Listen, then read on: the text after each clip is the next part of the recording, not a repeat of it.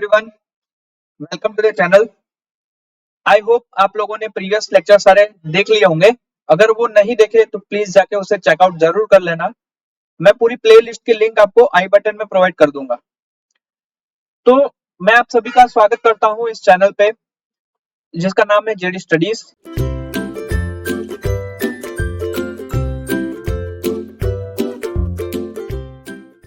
तो आज हम लोग क्या करने वाले हैं? आज हम लोग कुछ केस स्टडीज करने वाले हैं। एनर्जी ऑडिट और मैनेजमेंट की हम लोग किस तरीके से यूज करके हम लोग एनर्जी सेविंग कर सकते हैं। ओके, सो आई होप आप लोगों ने प्रीवियस सारे वीडियोस जरूर देख ले होंगे। तो आइए बिना किसी देरी से स्टार्ट करते हैं हम लोग हमारा आज का लेक्चर। सो सबसे पहले केस स्टडीज में जो मैं यहाँ पे आप लोगों को बताने वाला हूँ या फिर पढ़ाने वाला हूँ वो टॉपिक है हमारा पावर फैक्टर इंप्रूवमेंट का। तो एक पावर फैक्टर इंप्रूवमेंट किस तरीके से किया जाता है? तो सिंपल सी बात है, आप सभी को पता है कि पावर फैक्टर जो है वो इंप्रूव किया जाता है बाय इंस्टॉलिंग द कैपेसिटर, है ना। हम लोग क्या करते हैं, केवीए की जो डिमांड है नहीं, यानी कि रिएक्टिव पावर की जो डिमांड है वो हम लोग क्या करते हैं, लाइन से हम लोग उसे कम करते हैं, रिड्यूस करते हैं, ताकि क्या हो सके, पावर फैक्टर जो है वो इंप्रूव हो सके। तो एक पहला केस स्टडीज मैं जैसे कि लेता हूं आप लोगों के लिए पावर फैक्टर इंप्रूवमेंट के लिए। तो मान लो एक एग्जांपल हम लोग लेते हैं।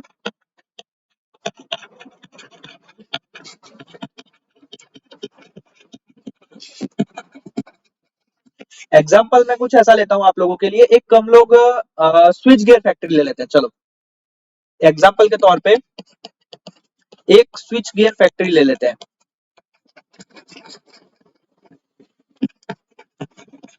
ठीक है। जो कि मैं मानता हूं कि उसका सप्लाई, मान लो कि आप लोगों को दे रखा है सप्लाई यहाँ पे 1600 किलो वोल्ट एम्पियर, है ना। 11 से लेके 0.433 केवी का डिस्ट्रीब्यूशन है ना। और मैक्सिमम डिमांड, मान लो आपको मैक्सिमम डिमांड दे रखी है 1250 केवी की। और उस टाइम पावर फैक्टर जो है, मैक्सिमम डिमांड पे आपका पावर फैक्टर जो है वो है आप लोगों का 0.75। ओके, ये जो कंडीशन है, ये कंडीशन आपकी जब आप लोग कैपेसिटर बैंक इंस्टॉल नहीं करते तब, capacitor bank is not installed.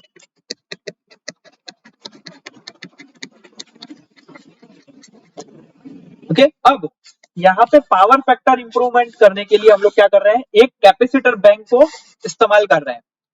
तो कैपेसिटर बैंक की कैपेसिटी कितनी है? तो मैं यहाँ पे लिख देता हूँ, कैपेसिटर बैंक जो है आप लोगों का वो है, मान लो कि आप लोग 300 kVAR। तो अब ये तो हो गया, आपका पूरा सिनेरियो हो गया, है ना। अब देख लेते हैं एक बार कुछ केस स्टडीज। एक मैं टेबल फॉर्म में आप लोगों को हर एक टाइम में, टाइम स्लॉट के अंदर कितना पावर फैक्टर है, कितना पावर कंज्यूम हो रहा है, कितना रिएक्टिव पावर कंज्यूम हो रहा है, और एपरेंट पावर कितना है, और टोटल करंट कितना फ्लो हो रहा है, वो आपको एक टेबुलेशन फॉर्म में यहाँ पे बना के मैं आपको बताता हूँ। तो जो पहली है, चलिए नेक्स्ट स्लाइड में देख लेते हैं। पहला जो है वो है बिफोर पावर फैक्टर करेक्शन। चलिए, तो यहाँ पे मैं लिख देता हूँ बिफोर, सिर्फ और सिर्फ बिफोर लिख रहा हूँ, जिसमें मैंने क्या बताया आपको, हर एक टाइम स्लॉट में, यहाँ पे टाइम स्लॉट आवर्स में आएगा, पावर फैक्टर होगा, पावर होगा किलोवाट में, रिएक्टिव पावर होगा केवीए में, एपरेंट पावर होगा केवीए में, और करंट होगा एम्पियर में। ये मैंने सारी, ये जो मेरे सारे पॉइंट्स हैं वो मैं चेक करूंगा। चलिए मान लीजिए मैं सुबह 6 बजे से लेके 6 बजे चेक करता हूँ, 8 बजे चेक कर रहा हूँ, 10 बजे चेक कर रहा हूँ, दोपहर को 12 बजे चेक कर रहा हूँ, फिर 2 बजे चेक कर रहा हूँ यानी 14, फिर 4 बजे चेक कर रहा हूँ, और शाम को 6 बजे चेक कर रहा हूँ। यानी कि 12 घंटे का मैंने यहाँ पे टाइम स्लॉट ले लिया, सुबह से 6 बजे से लेके शाम के 6 बजे तक। तो उस दौरान मीटर रीडिंग मेरी क्या बताती है, जब मैं मेरा कैपेसिटर बैंक कनेक्टेड नहीं है तब पावर फैक्टर जो है वो मेरा मान लो कि 0.77 बता रही है। उस टाइम पे पावर कितना कंज्यूम हो रहा है, 188, reactive power 156, total apparent power 294 और करंट कितना एम्पियर फ्लो हो रहा है, 326 एम्पियर। मान लो ये हमारी केस स्टडी है, ये हमने जो डेटा लिया हुआ है वो डेटा हमारा एक केस स्टडी से आया हुआ है, ठीक है। चलिए 8 बजे same power factor, power 272 kilowatt, apparent power sorry reactive power 225 और total power apparent power 353, current 471। 10 बजे 0.74 पावर फैक्टर हो गया मेरा, 328 मेरा पावर हो गया, 298 मेरा रिएक्टिव पावर हो गया, 443 मेरा एपरेंट पावर हो गया, 591 मेरा करंट हो गया एम्पियर के अंदर। सेम चीज 12 बजे मान लो कि 0.75 है, 303 है, 267 है, 404 है, 539 एम्पियर है। 2 बजे 0.75, 303, 267, 404 एंड 539। 4 बजे 0.74, 286, 260, 386 एंड 515। और शाम को 6 बजे 0.76, 283, 242, 372, 497। ये मैंने जो पूरा टेबल बनाया ये हमारा बिफोर पावर फैक्टर कनेक्शन या फिर बिफोर कैपेसिटर बैंक को कनेक्ट करे से पहले का है ना।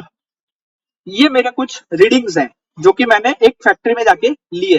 ओके नाउ अब जो मैंने आप लोगों को कैपेसिटर बैंक बताया था वो कैपेसिटर बैंक अगर कनेक्ट करते हैं तब तो आफ्टर वाली कंडीशन में क्या होता है, टाइम स्लॉट सेम रहेगा। ओके बाकी के जो पावर फैक्टर है वो हमारे चेंज होंगे, पावर फैक्टर इंप्रूव होगा। क्यों, क्योंकि कैपेसिटर बैंक हमने कनेक्ट किया हुआ है। तो आप लोगों को पता ही है कैपेसिटर बैंक अगर कनेक्ट करते हैं तो पावर फैक्टर जो है वो इंप्रूव होता है। तो आफ्टर वाली कंडीशन में आपका टाइम मतलब टेबल क्या बनेगा, चलिए वो भी देख लेते हैं। चलिए तो ये मान लीजिए आफ्टर कंडीशन में टाइम स्लॉट तो हमारे सेम ही रहने वाले हैं, पावर फैक्टर में थोड़ा चेंज होगा। पावर क्या होगा वो देख लेते हैं, रिएक्टिव पावर क्या है, एपरेंट पावर क्या है और करंट क्या रहेगा। चलिए टाइम स्लॉट हमारे सेम है, 6 बजे, सुबह के 6 बजे, सुबह के 8 बजे, 10 बजे, 12 बजे, 2 बजे यानी कि 14, 4 बजे और शाम को 6 बजे। आफ्टर कंडीशन में जब भी हम लोग कैपेसिटर बैंक को कनेक्ट करते हैं तब पावर फैक्टर जो है हमारा इंप्रूव हो जाता है। तो मान लो कि पावर फैक्टर 6 बजे सुबह आपको बता रहा है 0.99 नियर अबाउट टू 1, तो उस टाइम पे पावर क्या रहेगी, मान लो 188। रिएक्टिव पावर देख लीजिए आपकी कम हो गई, 68 हो गई है, जबकि पहले कितनी थी, पहले आपकी थी 156। पावर फैक्टर इंप्रूवमेंट के बाद आपको रिएक्टिव पावर कितनी जरूरत पड़ गई, 68।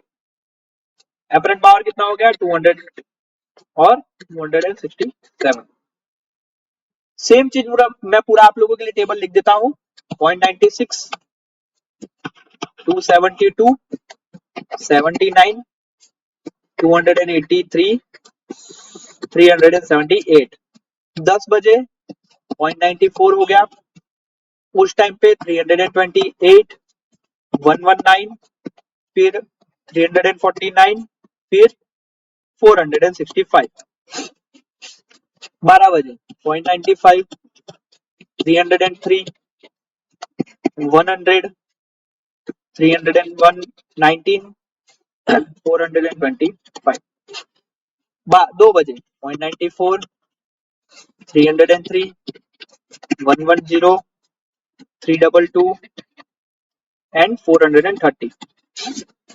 4 बजे 0.95 मान लो, 286, 94, 301 और 401। 0.94, 283, 103, 301 एंड 401। ओके, तो ये हमारी कुछ सिनारियो है after the power factor correction. Okay, यहाँ पे देखिए आप लोगों का जो रिएक्टिव पावर वाला पोर्शन है, यानी कि क्यू वाला जो पोर्शन है, हाँ, ये जो क्यू वाला आप लोगों का पोर्शन है वो आफ्टर और बिफोर दोनों में फर्क देखिए आप कितना है ना। तो यहां से हम लोग क्या कर सकते हैं, यहां से हम लोग एक चीज कंक्लूड कर सकते हैं कि after the power factor correction जो आप लोगों का पावर फैक्टर था वो आप लोगों का 0.75 से लेके 0.95 तक इंप्रूवमेंट हुआ है ना। इसका मतलब क्या हुआ, पावर फैक्टर इंप्रूव होने के कारण जो आप लोगों का डिमांड है, लोड डिमांड जो है, रिएक्टिव पावर की डिमांड वो हमारी कम हो गई, डिक्रीज हो गई। तो मान लो कि हमें एक एपरेंट पावर का नया एपरेंट पावर निकालना है, कुछ एवरेज एपरेंट पावर हम लोग नया निकालते हैं, तो किस तरीके से निकालेंगे। तो मान लो कि एपरेंट पावर न्यू में जो निकालना है, तो उसके लिए पावर फैक्टर इनिशियल में जो था डिवाइडेड बाय पावर फैक्टर जो मेरा फाइनल में था और मल्टीप्लाई बाय जो मेरा पुराना डिमांड था, यानी कि पुराना जो एपरेंट पावर था उसको मैं मल्टीप्लीकेशन करूंगा, तो मुझे मेरा नया एपरेंट पावर या फिर नया डिमांड मिल जाएगा। चलिए, तो इनिशियल में मान लो कि कितना था 0.75, तो यहां से मैं 0.75 लिख रहा हूं, फाइनल में 0.95, और मेरी स्टार्टिंग में डिमांड कितनी थी, देखिए मैंने आप लोगों को यहाँ पे डिमांड भी बताई है। स्टार्टिंग की डिमांड कितनी है, मैक्सिमम डिमांड 1250, तो वो 1250 में यहाँ पे लिखूंगा। बस सिंपल सा मुझे कैलकुलेशन करना है, तो मेरा नया डिमांड जो है वो कितना आएगा, 986 केवी है। ठीक है, तो मेरा डिक्रीमेंट कितना हुआ, डिक्रीमेंट किसके अंदर, डिमांड के अंदर, डिक्रीमेंट इन डिमांड।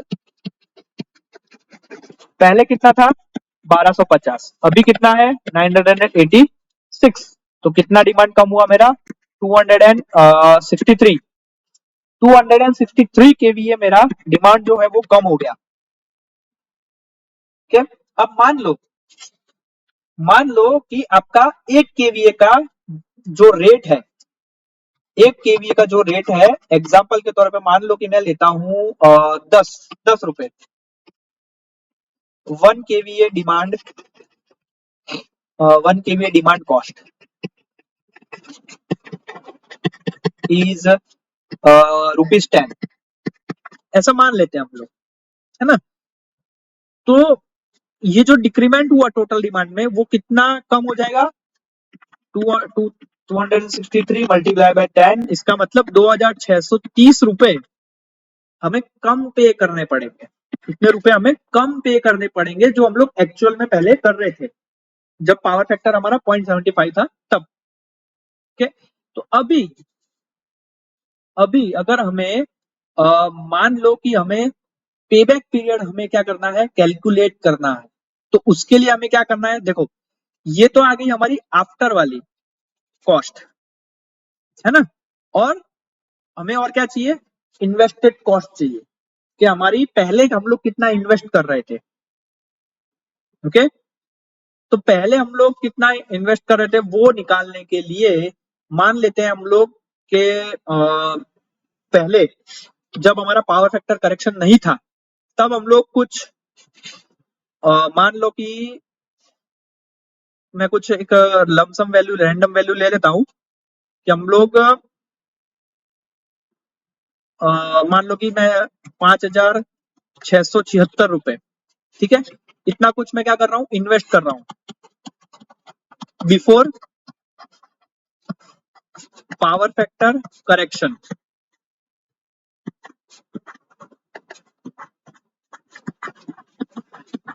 ऐसा मैंने मान लिया।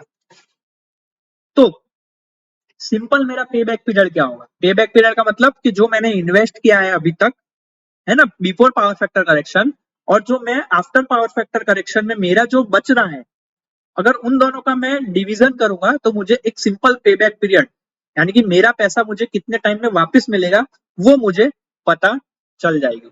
तो मैं सिंपल पे बैक पीरियड यहाँ पे कैलकुलेट कर रहा हूँ, साइड में कैलकुलेट कर लेते हैं।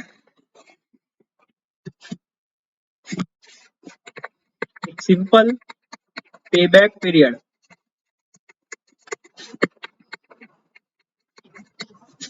है ना, मान लो पहले मैं कितना इन्वेस्ट कर रहा था, 5,676 रुपए, और मेरा अभी आफ्टर दी मेरा पावर फैक्टर करेक्शन कितना रुपए बच रहा है, 2,630 रुपए।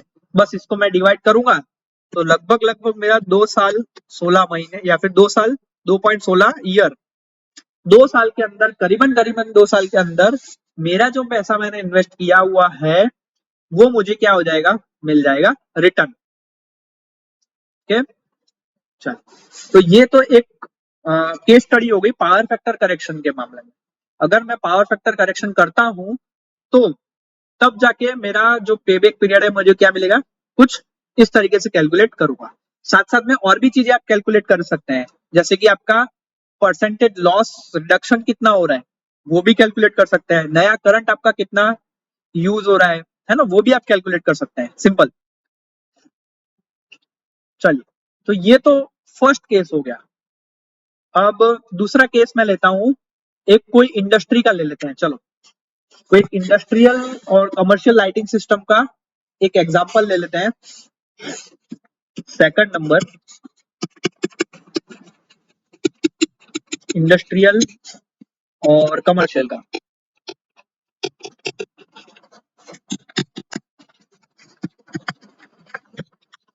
सिस्टम का, है ना। चलिए, तो मान लो कि आपके एक इंडस्ट्रीज के अंदर एक आपका क्या क्या चीज हो सकती है, तो कंप्यूटर हो सकता है ना। मान लो कि मेरे पास 35 कंप्यूटर है, हर एक कंप्यूटर का जो आपका वॉट कैपेसिटी है वो 80 है। नहीं, यहाँ पे ऐसे नहीं लिखता, चलिए ऑफ 80 वॉट ऐसे लिख लेते हैं। तो टोटल लोड कितना होगा इंडस्ट्री पे, 35 गुना 80, 2800 वॉट। कंप्यूटर के अलावा और क्या हो सकता है, एक ट्यूबलाइट हो सकती है, ट्यूबलाइट जो अपने फ्लोरोसेंट लैंप की आती है वो। मान लो कि आपके इंडस्ट्री के अंदर टोटल 180 ट्यूबलाइट है, और एक ट्यूबलाइट का लोड आपका 40 वॉट गिनते हैं हम लोग, तो टोटल लोड कितना हो जाएगा, 180 मल्टीप्लाइड बाय 40, ये हो जाएगा कुछ 7,540 वॉट। और तीसरी क्या चीज हो सकती है, एसेंशियल फैंस, फैंस हो सकते हैं। तो मान लो फैंस आप लोगों के 188 है ना, और इस हर एक फैन का आपकी वॉट कैपेसिटी 65 वॉट की है, तो आपका टोटल लोड कितना हो गया, 188 मल्टीप्लाइड बाय 65, कितना हो गया, 12,220 वॉट। एक आपका सेंट्रल एसी है ना, सेंट्रल एसी है। मान लो कि सेंट्रल एसी की वॉट कैपेसिटी है आपकी 1 ऑफ 5,900 वॉट, तो टोटल लोड कितना हो गया, 1 इंटू 5,900, तो ये आपका हो गया 5,900। ठीक, अब ये जो लोड आ गया ये हमारा पुराने तरीके से, मान लो पुराने तरीके से। ठीक, अब लेटेस्ट में आज के जमाने में आ जाते हैं, तो कंप्यूटर जो है वो रिप्लेस हो गए बाय दी लैपटॉप, है ना, बाय दी लैपटॉप। ठीक, चलो, तो ये जो कंडीशन है ये बिफोर की है, और अब जो कंडीशन मैं लिख रहा हूं आप लोगों के लिए वो आफ्टर की है। तो कंप्यूटर जो है वो लैपटॉप से रिप्लेस हो गया, है ना। तो 35 लैपटॉप, अब लैपटॉप की वॉट कैपेसिटी कितनी है, मान लो 65 वॉट है, तो अब कितना हो गया 35 मल्टीप्लाइड बाय 65, इसका मतलब 2275। ट्यूबलाइट जो है वो एलईडी से रिप्लेस हो गई, तो एलईडी 180 एलईडी, वॉट कैपेसिटी मान लो कि मैं गिन लेता हूँ 28 वॉट की, चलो तो 188 सॉरी 180 मल्टीप्लाइड बाय 28, तो ये कितना आ रहा है, चलिए कैलकुलेट कर लेते हैं। 180 डिवाइड मल्टीप्लाइड बाय 28, ये आ रहा है 5040। फैंस जो है वो बीएलडीसी फैन से रिप्लेस हो गए, तो 188 ऑफ 65 वॉट कैपेसिटी की जगह अब हो गया 55 वॉट।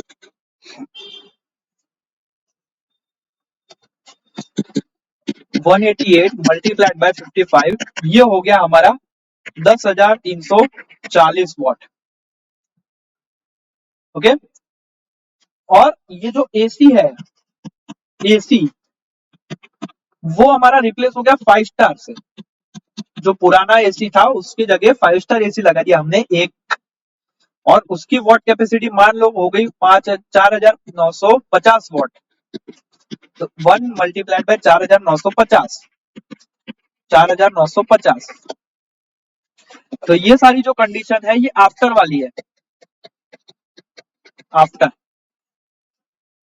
ओके, चल अब पुराना जो टोटल कैपेसिटी है, चलिए बिफोर कंडीशन में टोटल कैपेसिटी क्या थी, गिन लेते हैं एक बार। टोटल कैपेसिटी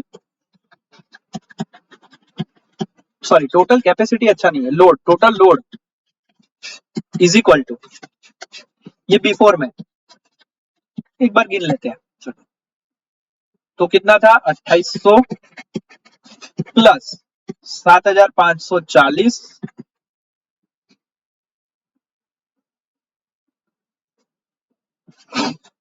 प्लस 12220,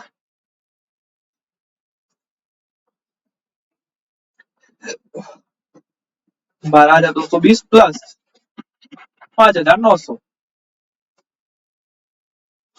तो ये टोटल कुछ होता है हमारा 28,460, ये बिफोर कंडीशन में। ठीक है, अब आफ्टर कंडीशन गिनते हैं। Total load after condition, after, चलिए पहले था 2275, 2275 प्लस 5040 प्लस 10,340 प्लस 4,950, ये हो रहा है हमारा 22,605। तो देखिए बिफोर में और आफ्टर में गैप कितना है ना, ये हमारी क्या हो जाती है टोटल यूनिट जो हमने सेव की है वो। तो नेक्स्ट स्लाइड में मैं आप लोगों के लिए लिख देता हूं।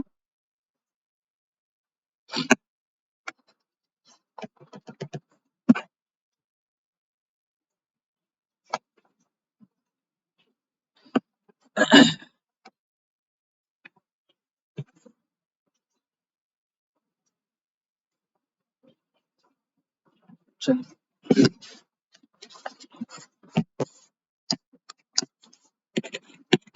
टोटल वॉट सेव, कितने वॉट सेव किए मैंने वो मैं यहाँ पे लिख देता हूं। पहले कितने थे हमारे 28,460, 28,460। अभी कितने यूज हो रहे हैं हम लोग 22,605, 22,605। चलिए तो इसका माइनस कर देते हैं, 28,460 माइनस कर देते हैं 22,605, तो हमारा सेव हो रहा है 5,855 यूनिट। ये जो वैल्यू हमारी पर डे की आई है, क्योंकि हमने पर डे पे कैलकुलेशन किया हुआ है, तो हमारी पर डे की इतनी यूनिट की बचत अभी हो रही है। अब मान लो कि हम लोग एक यूनिट की वैल्यू, 1 यूनिट वैल्यू कंसिडर करते हैं 10 रुपए, ठीक है, 10 रुपए कंसिडर करते हैं। तो अभी हमने कितने बचाए हैं, 5855 यूनिट हमने एक दिन के अंदर बचाए। तो एक दिन के अंदर हमने कितनी वैल्यू, कितने रुपए बचाए हैं, तो 58,550 रुपए की हमने बचत करी है। कितने की, 58,555 रुपए की हमने सेविंग करी है एक दिन के अंदर, पर डे। ये मैं आपको बॉक्स के अंदर ले रहा हूं क्योंकि ये अलग से हमें हाईलाइट करना है। ओके, चलो अभी हमें ये क्या करना है, यहाँ पे पेबैक पीरियड की कैलकुलेशन करनी है। तो पेबैक पीरियड की कैलकुलेशन कैसे करेंगे, जैसे कि टोटल कॉस्ट हमें गिननी पड़ेगी उसके लिए। तो मान लो कि इनिशियल जो कॉस्ट थी, if initial cost of equipment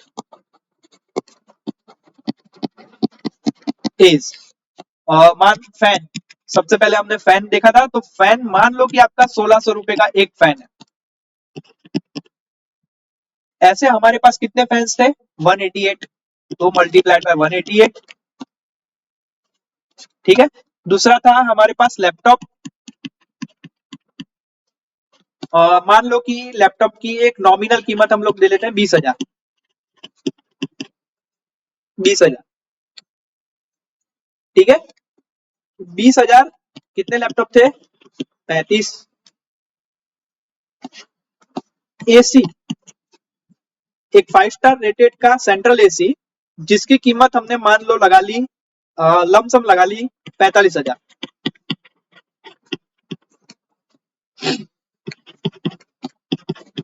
एक और एलईडी, एलईडी, एक एलईडी की कीमत हमने लगा दी 200 रुपए। तो ऐसी कितनी एलईडी थी हमारे पास, एलईडी थी हमारे पास 180। चलिए तो इसकी कॉस्ट निकालते हैं हम लोग, equal to equal to equal to, तो मैं मल्टीप्लीकेशन कर रहा हूं, 1600 मल्टीप्लाइड बाय 188, ये हो रहा है हमारा 3,08,000 रुपए।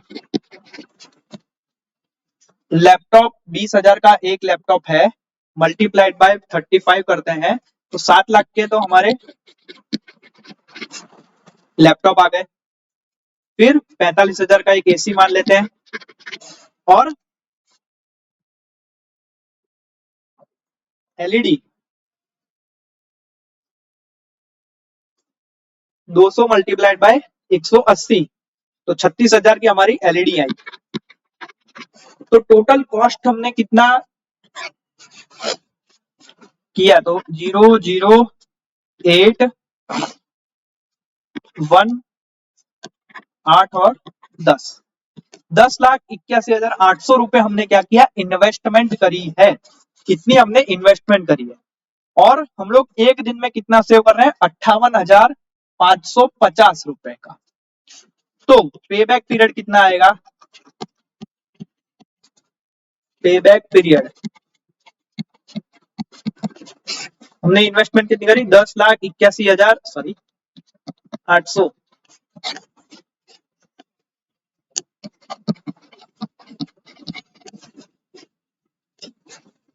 तो 10,81,800 डिवाइडेड बाय 58,550,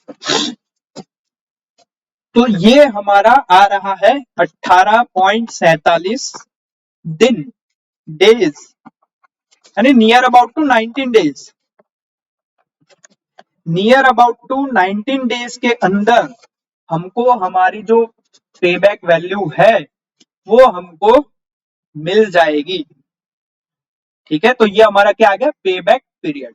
तो इस तरीके से हम लोग पेबैक पीरियड को गिन सकते हैं, ठीक है। चलिए, तो ये दूसरी केस स्टडीज थी जो हमने यहाँ पे कंप्लीट कर लिया है। तो आज के लिए, आज के लेक्चर के लिए फिलहाल हम लोग इतना ही रखते हैं। अभी जब हम लोग नेक्स्ट लेक्चर में मिलेंगे तब हम लोग एक इलेक्ट्रिक मोटर की और साथ साथ में फैंस और ब्लोअर्स की केस स्टडी मैं आप लोगों के लिए लेके आऊंगा। तो मिलते हैं अब हम लोग नेक्स्ट लेक्चर में। तब तक के लिए आप इस चैनल को सब्सक्राइब जरूर कर देना, साथ साथ में बेल आइकन पे भी प्रेस कर देना और वीडियो को लाइक जरूर कर देना। मिलते हैं अब हम लोग नेक्स्ट लेक्चर में, तब तक के लिए जय हिंद।